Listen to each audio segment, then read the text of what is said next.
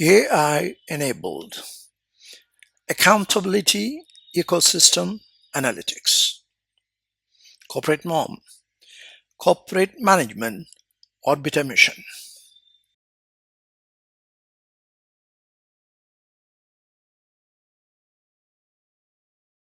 Executive summary on accountability ecosystem. Number one, ecosystem at a corporate level. I'm emphasizing the need to move beyond traditional ecosystems to a corporate specific accountability ecosystem powered by AI. This ecosystem is designed to minimize a data overload, focusing instead on qualitative and binary measures such as a Panchabhuta rating system and action versus inaction. Number two, energy as a denominator. At the heart of accountability ecosystem framework is the recognition that human energy is the ultimate force driving an organization. By measuring this energy as a denominator, I am suggesting a unique way to evaluate and energize a company's operations by the formula E equal to mc square, where E the energy, the liberated, M the matter attributed to the individual but contributed to the company to signify exponential growth, by c square speed of light by speed of light. Since c square speed of light by itself is a truly enormous number, what the equation is saying is that there is a huge amount, a really huge amount of energy bound up in every material thing. Companies should take note of it, as there is a huge, very huge energy waiting to be tapped. Number three, AI as a co-pilot. I affirm the role of AI as a facilitator, providing guidance without taking over the human leadership, akin to a co-pilot in an airplane. This reinforces the belief that every individual in a company is responsible for piloting their tasks, making collective accountability paramount. Executive summary continues. Number four, practical applications. Space missions. Using AI for analytics and behavioral pattern analysis during space missions like Moon or Mars landing, focusing on the human energy invested across diverse stakeholders. Number two, corporate strategy 2030. Redefining corporate performance by integrating qualitative elements into accountability ecosystems. The transition from raw data to actionable insights depends on thorough formulation. Fifth stage of transformation. There's a 6 stages of transformation. AI functionality backed by a robust ecosystem. In both the cases, AI can focus on behavior pattern of individuals responsible, be it Sunita Williams' space mission or IndusInd's bank derivatives mission. Number five, return on the intangible. The intangible.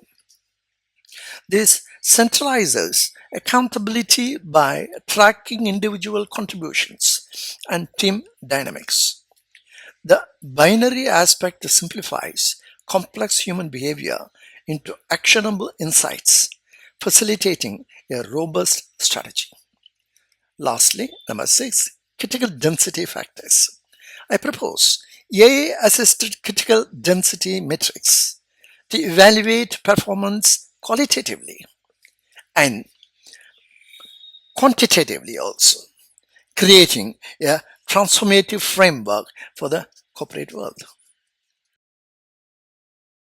My IPR, IBCM, and activity-based cost management. We are on the way forward with IBCM to bring accountability. The main theme is construct values and deconstruct what is the valueless. An activity has a cost incidence, whereas inactivity has a cost consequence. Measure cost consequence now, now, now. That is the main theme. Measuring cost consequence when there is a inactivity is prevailing is the most important thing.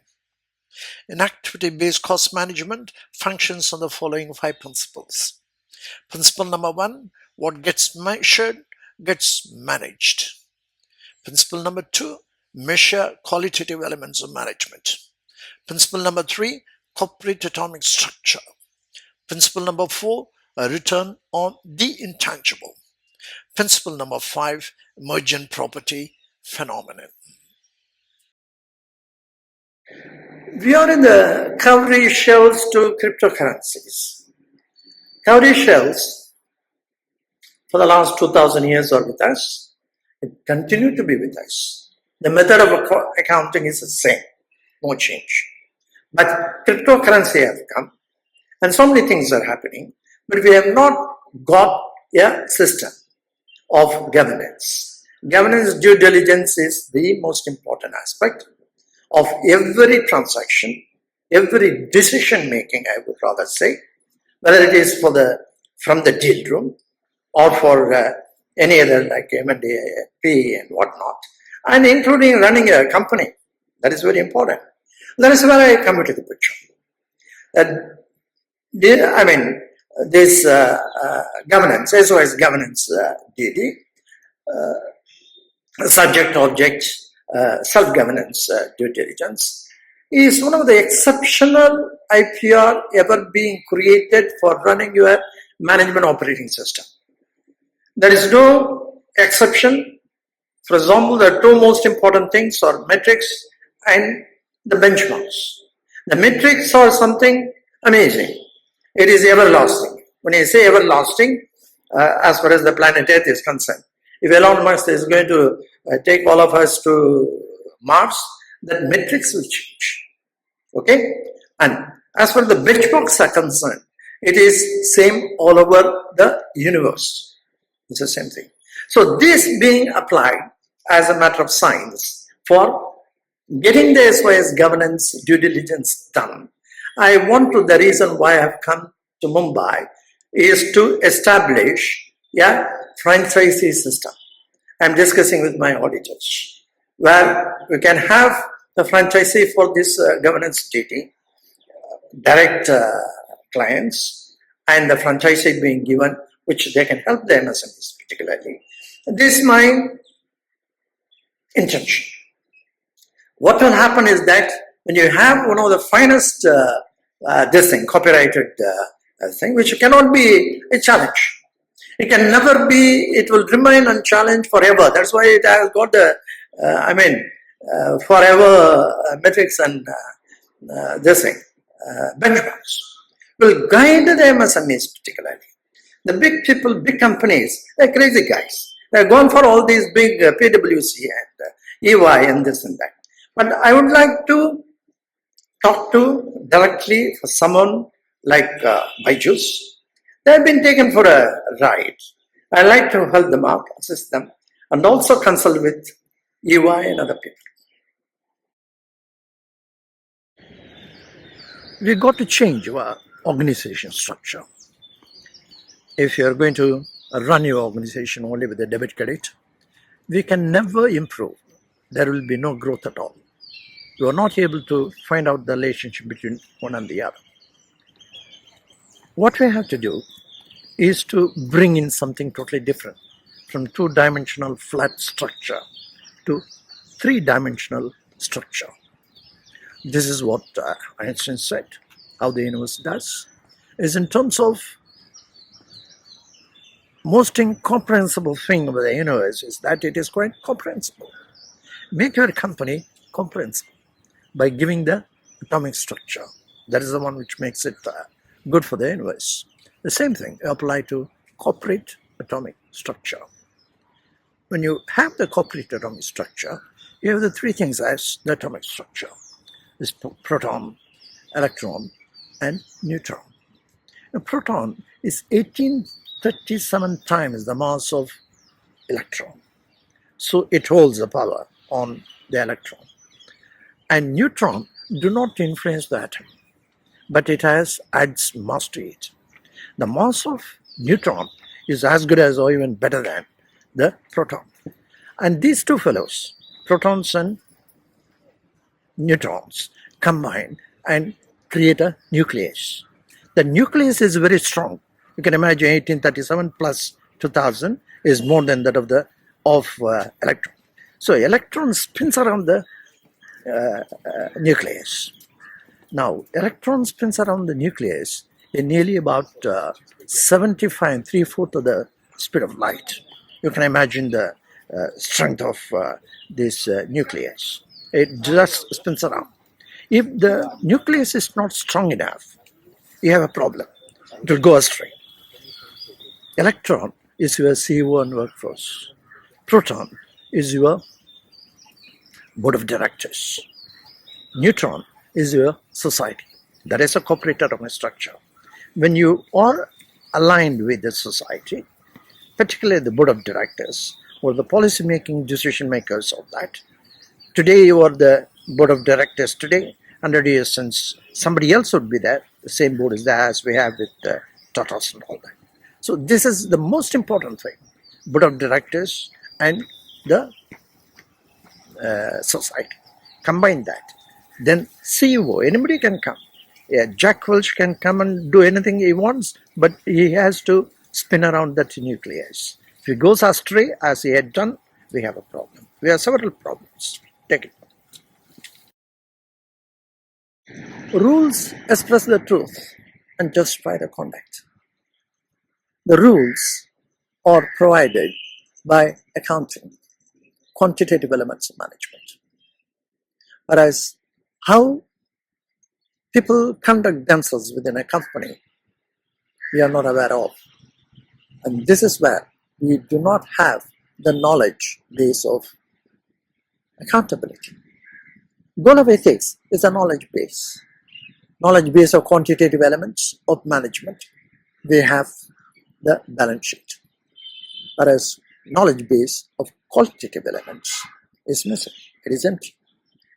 That is where I would like to present my IPR, IBCM, inactivity-based cost management. Activity as a cost incidence, whereas inactivity, a cost consequence. Measure cost consequence now. That is the main thing. How do we measure the cost consequence? There are 5 principles under which IBCM provides you, which will enable to continue the process of creating a knowledge base for your company. The knowledge base is made up of 5 principles. Principle number 1, what gets measured gets managed. Qualitative elements escape the measurement. Then what do we have to do that? Go for principle number 2. Measure what is measurable and make measurable what is not so.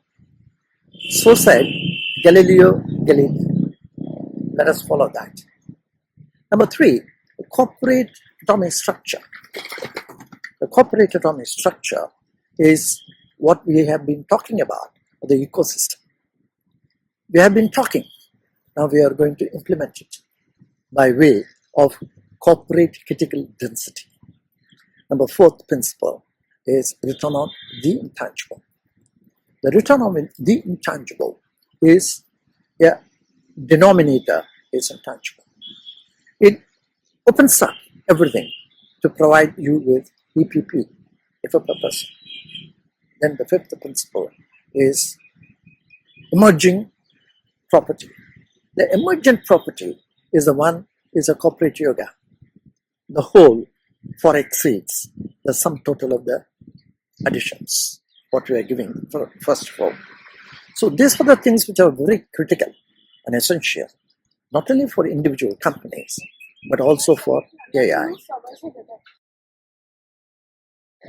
Management is science. It is not the whims and fancies of individuals who come and destroy things and do. We go to make it. That's what corporate atomic structure is meant for. From where I derive the ecosystem. From where I derive the metrics. The metrics are being derived from Panchabhuta. The Panchabhuta is 6 stages of transformation.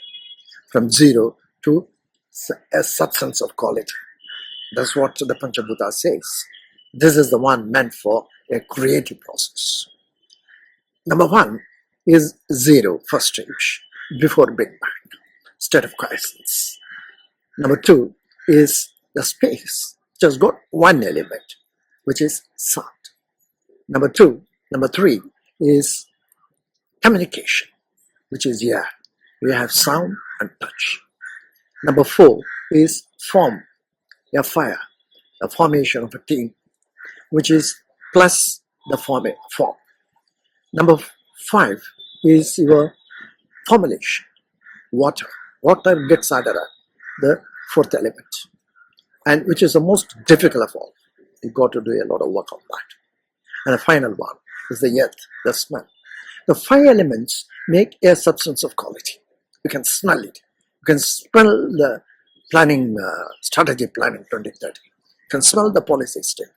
You can smell the innovation.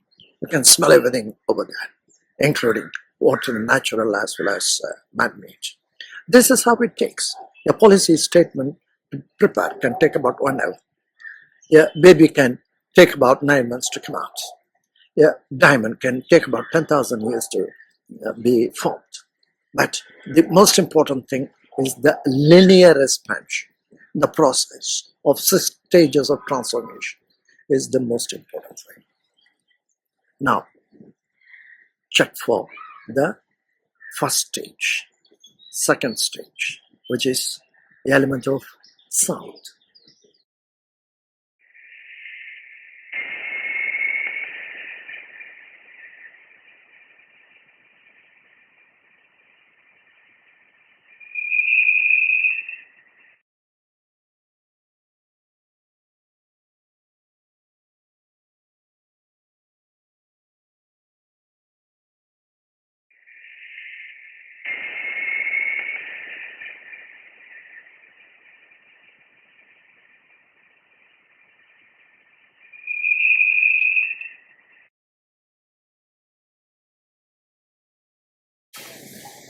Metrics. We had a good analytics on how to derive the metrics from nature. 6 stages of development, from absolute nothing to a substance of quality. When he says nothing, it is before the Big Bang. That is where I would like to give an illustration how this can be used. Have you seen Richard Attenborough's Gandhi? Gandhi sits on a parapet wall near the river. He thinks, and all of a sudden he jumps out. Hi, I got the idea. And then he walks towards his ashram. What is it? That is a conceptualizing idea that comes out the very innovative mind, state of quiescence. Then it goes, as we have seen in the matrix, to go and discuss, communicate, then discuss with a group of people, then go to formulate a particular policy and come out with a earthly way of a substance of quality to take forward. That's what he did. The salt satyagraha that started immediately after that was something that stunned the world. That is what very many of the innovators have done in our industry. This is important for us to take it forward, for which I'd like you to take a look at the 4 engines of development which had been brought out in the Indian Budget 2025, which I have analyzed, is in terms of agriculture, MSMEs, investments, and exports. And each of it, I have attached my analytics of connected companies like agriculture or MSMEs or investment, which is like M&M and RIL, a fairly big area, which you can refer to and download. How to start with, to install, implement your substance of quality. First, to create that standard. There are 308 process blocks for which standards are being created. Then comes the action process. So take a look, and it is available in the LinkedIn as Indian Budget 2025, and then it's very simple for companies. Happy Holi. We have brought science to management. That's the purpose. We are going to make a considerable change in our attitude before telling ecosystem of this, ecosystem of that, which means you have created a substance of quality. That's what the metrics which had been given, the Panchabhuta, is something very remarkable. A change, a considerable change that will be coming into the boardroom. You create policies. So this is going to be very important. Let me take you to the next stage of bringing a formula, which is E equal to mc square. E is energy, m is mass, c square is speed of light by itself. So you can imagine, and this is what has happened when we say a matter is the one that takes a space and a mass is able to say that. This is very important when we look into intangible asset. A non-monetary asset without a physical substance is no longer valid with physics being brought into the focus. So ICAI take care of it. Now coming to E equal to mc square, there are three stages. E is energy which has been multiplied because of like an atom bomb, is liberated matter. Is a liberated matter. M is matter, is where energy is waiting to happen. And we will come to the C square, which is matter and antimatter. These are the three laws. E equal to mc square, energy is what we show in the P&L and mostly what we have created in the balance sheet. And when you look at the matter which is waiting for energy to happen, you can see it in the NPA and various things and whatnot. So this is going to be very interesting and very simple in my opinion. And the third factor, the third law is when matter is colliding with antimatter, it creates amazing energy. That's what you do. Antimatter is intangible. Antimatter is rarefied. Is God-given one for each and every one of the human being. Is amazing human beings. And we've got to take an effort. What do? Put the matter which is waiting to happen and push it into P&L and balance sheet. So the energy is being, matter is being liberated, energy is being brought in, then we are safe. This is the best ever thing I can recommend for you. After E equal to mc square, prior to that, we have arrived at the metrics. Outstanding metrics is very important. For corporate benchmarks, universal benchmarks, not the global one, I shall give you present today. This is in the universe. Hydrogen converts to 0.07%. That is 1,000th of its hydrogen is converted into helium. That is the benchmark. I call it an 0.07 factor. Then you reduce it to 0.06%. That means the transformation does not take place. Conversion does not take place. So it will have nothing but hydrogen in the whole universe. As Bryson's quotes Martin Rees, the entire universe will have only hydrogen. With the result, you have everything will be floating, nothing else. Whereas if you increase the hydrogen conversion from 0.07 to 0.08%, then soon hydrogen gets exhausted. There's nothing but helium. Bryson says the whole universe will collapse like a tent. That is what it is.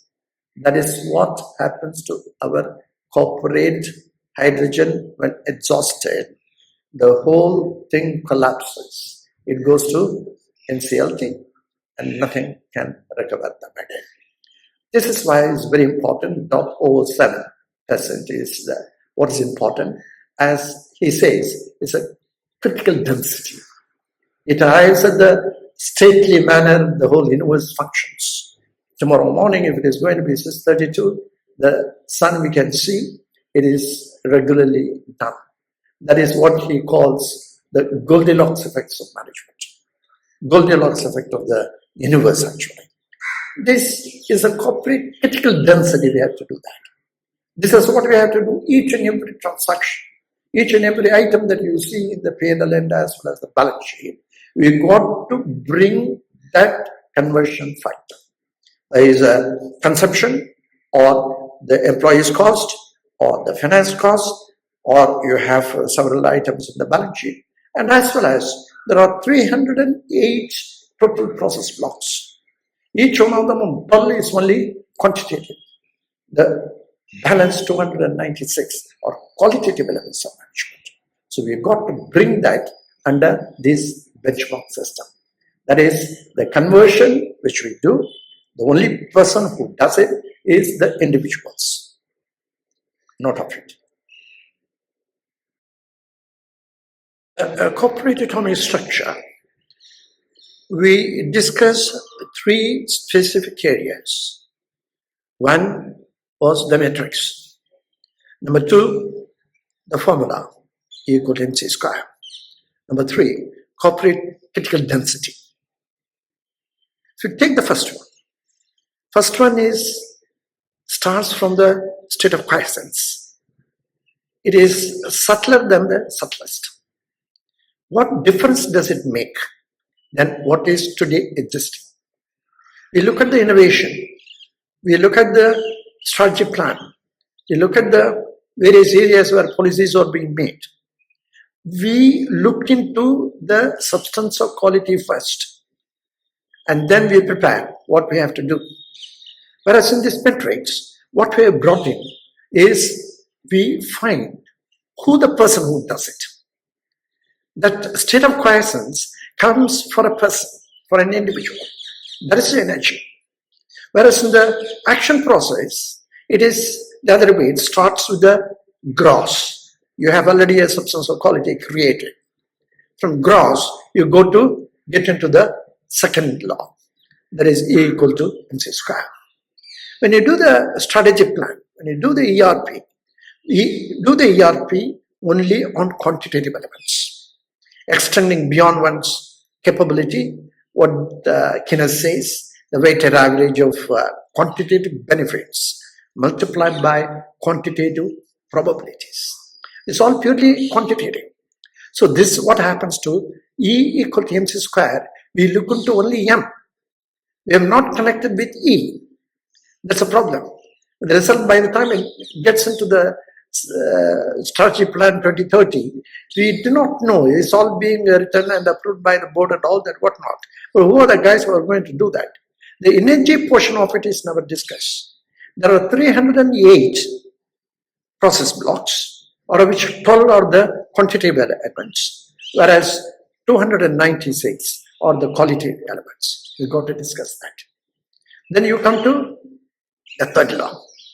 The third law is an extensive analysis of each and every transaction and what we intend to do by converting, as we said in the universe, hydrogen to helium in a precise and stately manner, so that the company is run in a precise manner. That is again is in terms of what we do for ourselves, individuals is the denominator. We shall look into it deeply.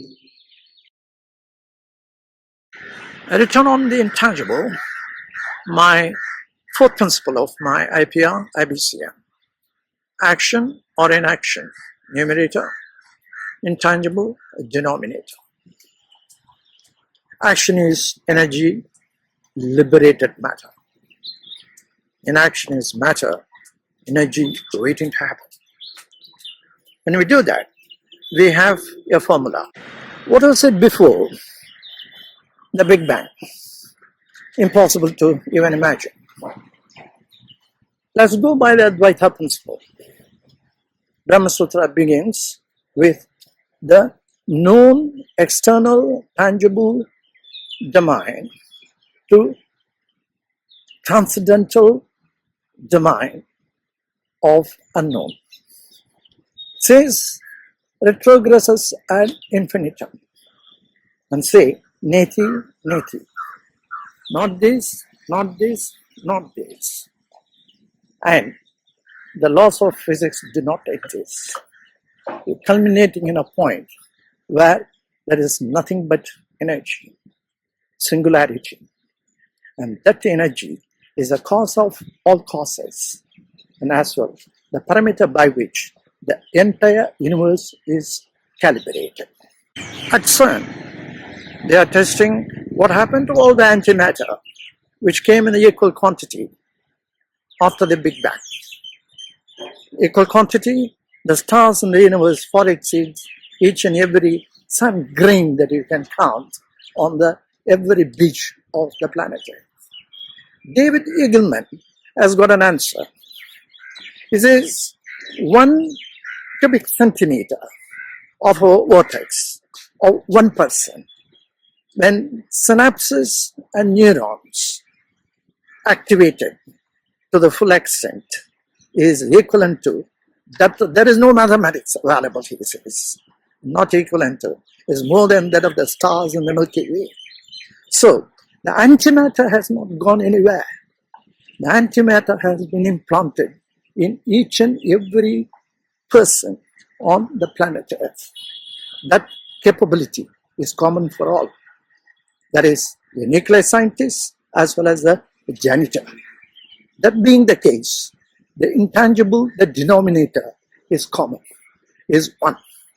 That means action or inaction, 1 or 0, divided by intangible, 1.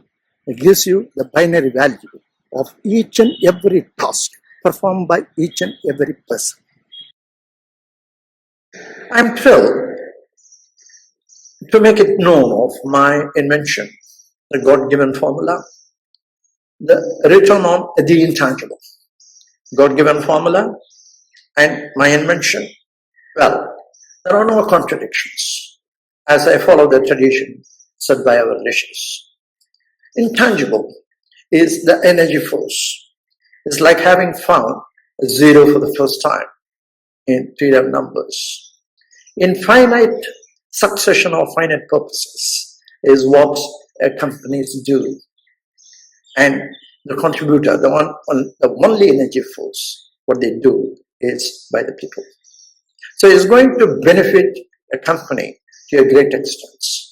Return on the intangible is here to come and stay, and is going to stay forever. So the companies can make use of it. In the sense, the likes of IndusInd Bank, New India Cooperative Bank, or Zeal auditors crisis will never happen again. Listen to me. FEC reports Fiscal and Ethical Co-Responsibility Framework provides with the subject-object self-SOS governance standards, how they are collated and brought into a governance standard. This is very significant in terms of understanding that no single task is being entrusted to a single person. Then the governance is not possible. It has to be seen together as a team, as we have indicated here, of 5 members in this particular team. One single team is good enough for the FSA report to be created. And if you extend it to the whole company, you have any number of sectors individually collated, individually measured, each team, how they have done, matter energy part of it being put through. And the company can be brought into the FSC report, no problem on that. And in addition, if you really look at it, extend it as what the universe does. After all, the universe has got more number of objects. than what a single company has. It can be extended to the entire GDP working part of it. There's a beauty of this particular report based on the corporate atomic structure with a return on intangible on how the energy force works within a company, within a particular team of each member, and how the matter is being shifted from one space to the other. It's as simple as that.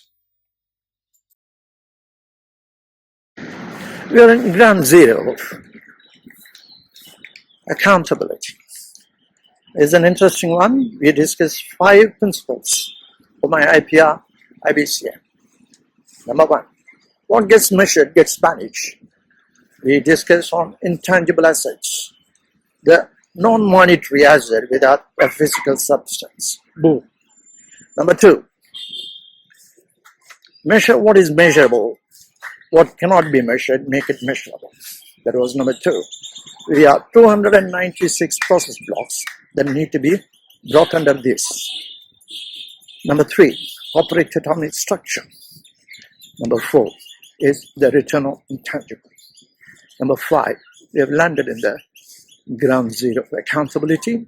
We are discussing on the emergent property. Emergent property, Nobel laureate Murray Gell-Mann says 3 principles. Number 1 is conformability of nature to herself. That's what we did with corporate atomic structure, particularly on how we got from the Panchabhuta. Number 2 is going to be amazing, I'm telling you, on Panchabhuta rating system. Number 2 is the criteria of simplicity. There are only 2 processes in the entire organization: creative process and action process. Create and destruct. That is the nature.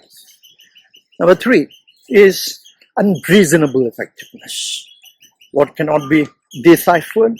Unreasonable effectiveness is you resolve everything to the minimum, just about a couple of things, which we have done with the opposite values. Truth has got exactly the opposite values of totally. That is very important. When we go and do the forensic audit, do these principles. That is how we are going to thread out the information by truth. Truth has got 2 different areas of analytics. One this side and another other side. Can be resolved with this particular opposite values. Opposite values, it belongs to the truth serum. So this is how we have done, where logic does not. That's why you fail on the forensic audit. You got to do that with the truth serum. Corporate is central pillar of global economy, but collectively, the current ecosystem has made it unstable. Make it stable. Mission is to make sure sustainability of corporate stability is ensured. Union Budget 2025. Data query with Copilot. Engines of development. 1. Agriculture. 2. MSMEs. 3. Investment. 4. Exports. Corporate norm. Corporate Management Orbit Emission. EPP. Effort per person is the fuel that drives the economy engine. In this page, I am giving the budgeting for Roadmap India 2047. In this, agriculture to take about 20% of the total $5 trillion by 2030. If that be the case, it's going to be about from $549.11 billion as of now in terms of value addition. It will reach to $1 trillion. It alone will have the blueprint for $1 trillion Indian agriculture. I had earlier said 2024, but I would be happy if we get in 2030. So this is what I have given the concept of EPP, that is effort per person is made available measuring by each FPO. FPO, as I said, is an amazing collection of people. in terms of setting targets and reaching them is elaborated. In the flat budget which we normally come across, it is insufficient. We'll say the initiatives are given by the to enhance agriculture productivity, support farmers, and ensure sustainable growth in the sector. This purely side government side, they want them to do that, the farmers and agriculture and whatnot. What the agriculturists and the farmers have to do is to take the effort. That is the DPP to make it happen. So I will explain to you it during this course. It's the same process, same which I apply for now in agriculture, as well as the MSME, as well as the investment, as well as the uh, the exports part of it. Looking ahead, this is my main contention in this program, or analyzing these four engines of development for India. We cannot go. The governance is a dynamic function. We cannot do the what had happened in the past and get it reported after about a year. In fact, if you look at the statistics of India's GDP from collected from various states is minimum 3 years old. We can't do that. In governance, when you are putting the initiative, ask for the agriculturists and the farmers and the MSMEs, but who hold about nearly 50% of the countries' exports. We cannot be looking at what happened in the last 3 months. No, we got to look at what will happen in the next 1 year, for which we must be ready on a daily basis. That's why governance is a dynamic function. We've got to get the governance report on a day-to-day basis. I keep on insisting on that. So if you look at ahead for the path forward involves not just policy support, but also a collaborative effort between the government and the various institutions and the enterprises. So this is the one which I'm emphatically tell the listeners: investing in capacity building, fostering innovation, and bring the governance. The instead of corporate governance of India is my main mission, so that we don't report on ex post facto. We got to report on ex ante. That's my main contention. And same applies to agriculturists and as well as here MSMEs. The technology, what I had written, I've given the post here, podcast episode number 10, draft national policy on the Ministry of MSMEs. I put a note on that some time back. So, extract from that, let me read. Clean technology is a unified theory of management that establishes the interaction between policies, practices, and the society, like that of the well established mathematical and natural sciences, with a logical structure.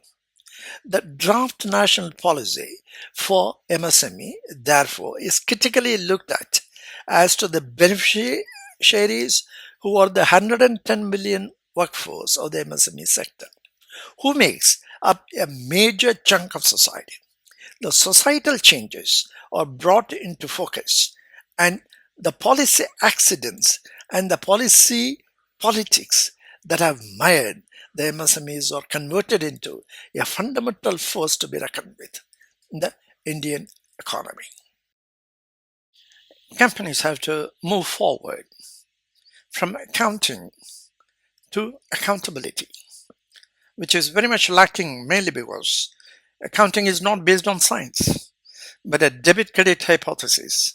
It has tied the management down to ex post facto analytics. Accounting cannot bring in accountability, but corporate governance can. I propose a strategy of dividing large workforces into small 5 member teams, with one member focused on ethical responsibility to track performance and improve accountability. Corporate governance, analytics, disparate companies like say ICICI Bank or Deloitte can be compared with, say, Bajaj Auto. So this is the one where you can download all these 6 files. It gives the introduction to the corporate atomic structure and the detailed analytics or fixing the standards as well as governance standards for M&M and Reliance.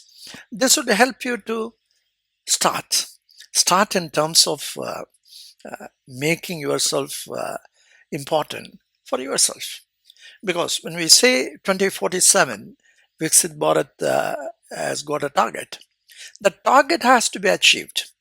Whether you are as on today, I found both M&M and as well as Reliance are not fit, uh, are not capable as on today to reach out the target of 2047 at a particular percentage of CAGR of 15%.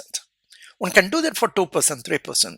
Then where is your contribution for Viksit Bharat 2047? You got to fix the CAGR of minimum 15% for each company and go towards that. And that is what this antics of M&M and Reliance have come about. And you should try.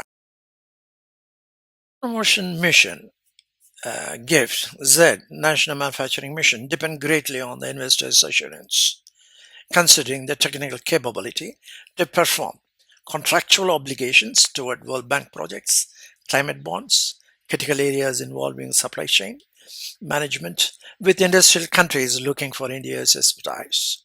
Here, I have analyzed everything in these five different podcasts. Empowering auditors, number one, they themselves giving the self governance. Number two is empowering auditors, EAG audit, which gives a society assurance. Number three, empowering auditors, which are SACP of bank audit. The hazard analysis is a critical control point because the bank and the money factors are the most critical in terms of making all these MSMEs and other companies to go forward in terms of ethical responsibility, which I call it as economy assurance, because this is once these banks do well and assured the economy is coming through, we can look forward. Otherwise, we will be tottering around. Number four is SYS governance standards, governance over financial performance. Financial performance depends upon how we govern, and the governance standards, SYS governance, is subject object self governance standards, which one I think one has to look, and very many people have looked at it. And finally, I said buck up Big Four audit firms. FAC report is a public assurance. That is a major cause of alarm in my analysis when I went through what these Big Four guys are doing all over the world, and resultant effect as far as India is concerned. That is unacceptable as far as I am concerned. It has to, they have to back up. And I'm happy that one of the major investors, SoftBank guys, also got connected with me, because I have told very clearly is investor assurance depends totally on the investors. The investors do not care about it, that how well their money is being taken care or run by MSMEs or other big companies, or any of those contracts being given. It is up to the investor first. In between the deal rooms, whatever they recommend, you got to bring the governance DD. Is a very, very important advice which I would like to give to the investors. It's up to you. To conclude, this Union Budget 2025 is an amazingly good one in the sense analyzing the engines of development in four critical areas and going forward with giving a lot of support. Government in terms of giving the support, particularly on the national manufacturing mission and for the export mission. These are all wonderful. But it is up to the industry to take. It's not that somebody is giving you a gift that you put it in a pocket and go away. What I am recommending is the monitoring system. Is measure, record, implement, and track. This is what National Manufacturing Mission has to look to. That is, whatever that is being said in terms of your 15% or 20% CAGR, introduce that to very many companies, as many companies as you can. I'm here to assist you. There should not be any problem in doing it. I'll tell you why. These companies, particularly as Alan Savory said, they're the best of the candle makers do not find the opportunity of electric lights. This is exactly what our companies are. They are all very busy with the supply chain management. Some have managed to get the things through. So they are not able to get an idea how it could be done by this EPP for per person. So it's a well articulated information system, or what I call is a corporate management orbiter mission. It has a complete information available, and anybody can straight away take and go ahead with it. As I said, there's at least one guy within a company has that think tank who can, as a listening post, you are through. Because we are not looking at a company, we are looking at about 100,000, 200,000 people within a particular company. So it's going to be generate a lot of interaction between the government as well as the companies and make the profitability as the main issue. Growth is the important issue. Unless the growth comes of at least about 15%, 20%, we cannot meet that 2047 as Viksit Bharat. It is not possible unless everybody takes care of. That's why APP is a very important issue. That is what I strongly recommend. Every year one budget comes and goes, but this year budget I think is spectacular, and I appreciate Nirmala Sitharaman done a tremendous job.